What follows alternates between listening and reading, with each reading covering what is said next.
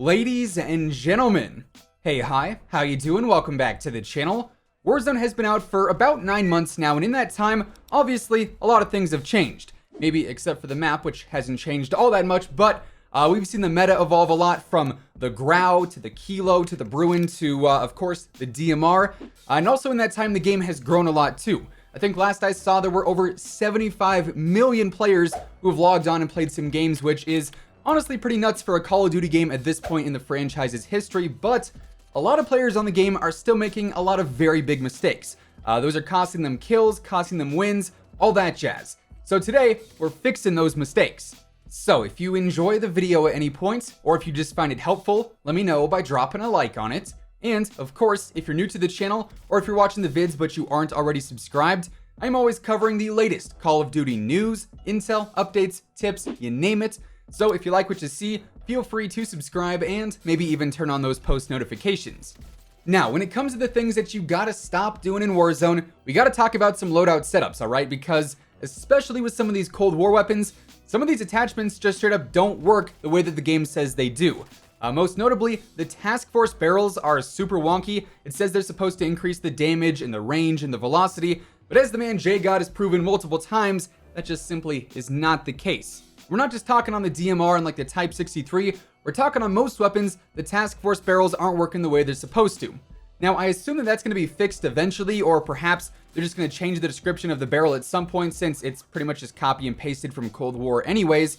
But yeah, you gotta make sure you're using the right barrels on your weapons. On most of the Modern Warfare weapons, it's pretty straightforward. It's just typically the longest barrel that extends the range.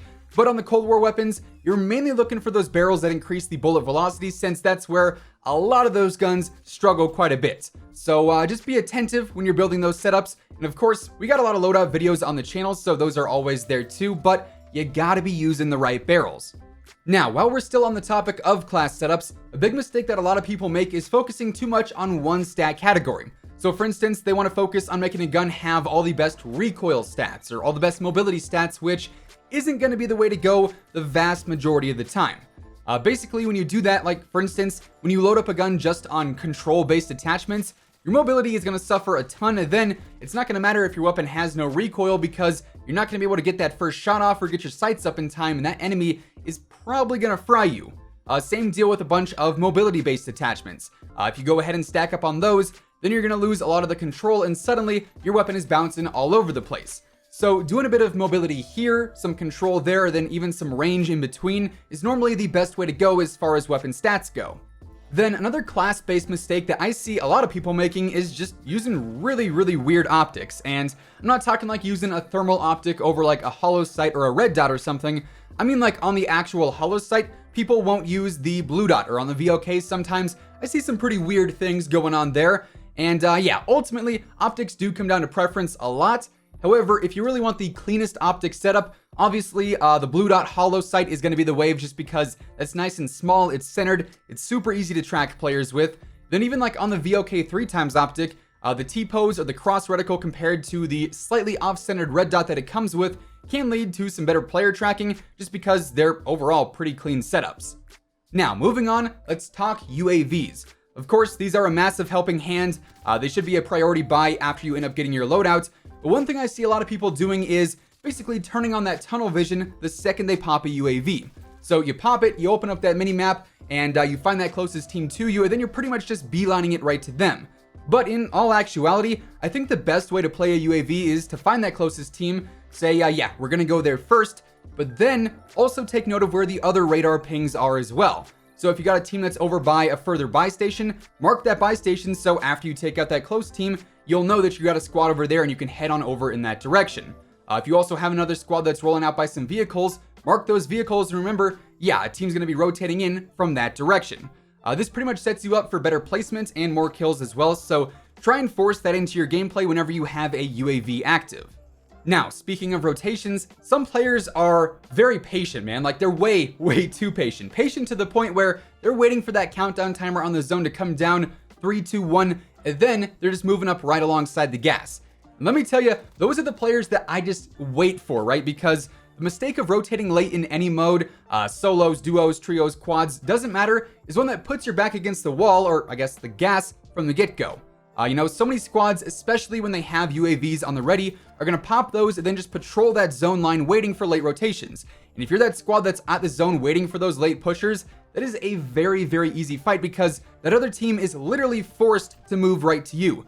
So play that rotation early and become that team or that player that's gatekeeping the zone. Those gunfights and those engagements are going to become a whole lot easier.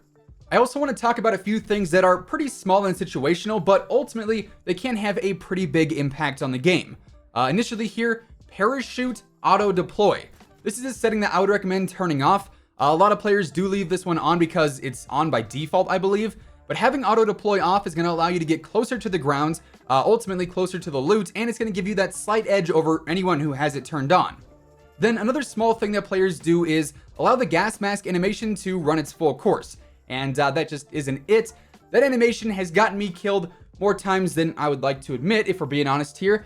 That's why now anytime I'm near the zone, usually late game when the zone is sort of moving in and it's just a couple of squads left, I pretty much try and force myself to use the equipment cancel thing where if you're holding out a heartbeat sensor or a stun and the zone hits you, your mask is going to be put on automatically and you don't have to go through that animation. Like I said, it's a small feature, but it can have a pretty big impact on gameplay.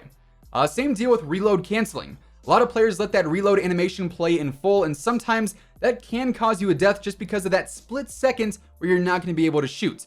However, on most weapons, it is a bit trickier on some Cold War guns, I will say, but on most weapons, the ammo in your mag is going to fill up before your reload animation is done. And this just simply comes down to paying attention to that ammo count in the bottom right corner. Then the moment that goes full, if you have a 50 round mag, the second that hits 50, you can YY or you can sprint to cancel that animation and you're good to go. Next up, quick loadout tip. You toss one of those suckers in and everyone around you is going to hear that smoke pop. That's like pretty much ringing the dinner bell, right? You don't want to be sitting in the middle of a street or in the middle of a parking lot with no cover, just waiting to be sniped by teaming quickscopes when you're grabbing the DMR. So if you're in an area where there's a 2-story building by a buy station and it's got a flat roof, so for instance like the gun stores or the police stations, you can actually toss that loadout inside of one of those buildings. It'll land on top of the roof, but then you can actually access it through that ceiling on these 2nd story floors. So you're safe and you also get your loadout. Then finally, the last mistake that I see a lot of players making is not listening for certain audio cues. And these can give you a ton of information in game, including loadout positions. Like I just mentioned, when you buy one and you throw one, it makes that smoke pop sound, so that gives you a location or a general area to look at. You can hear players armoring up if they're close to you. You can hear revive start, or obviously a full res with a little like ring sound. Then also footsteps as well, that's a pretty obvious one. So just paying attention to those audio cues can give you a massive situational advantage in some cases, or just simply give you some info on where enemies are going to be.